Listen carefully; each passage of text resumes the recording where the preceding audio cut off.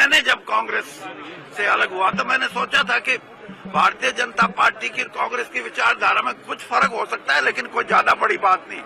लेकिन ये विचारधारा कांग्रेस का बिल्कुल एक किस्म से उलट है, और उलट इसलिए है कि इस देश को अगर जिंदा रखना है, इस देश की अखंडता को जिंदा रखना है, तो हमारी विचारधारा, जैसे मैंने कहा, जन मन गण, ये जरूरी है। जन गण मन से ही देश बचेगा। अधिनायकवाद लोगों का है, ना कि किसी पार्टी का, ना कि किसी नेता का।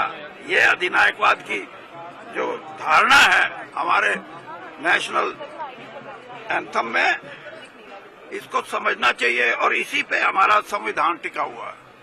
अब इसको देश की जनता जिस दिन समझी तो कहीं किसी की जरूरत ही नहीं।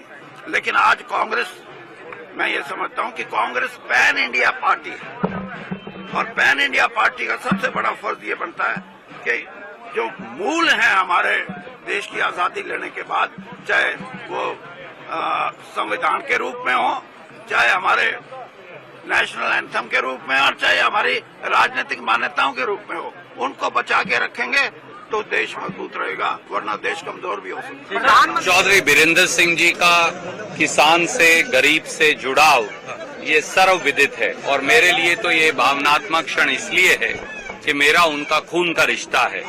मुझे ये विश्वास है कि उनके, प्रेमलता जी के, विजेंद्र सांसद जी के और हजारों और साथियों के आने से कांग्रेस हरियाणा में भी और देश में और मजबूत होगी, और किसान की, गरीब की ये लड़ाई और ज्यादा शक्तिशाली होगी।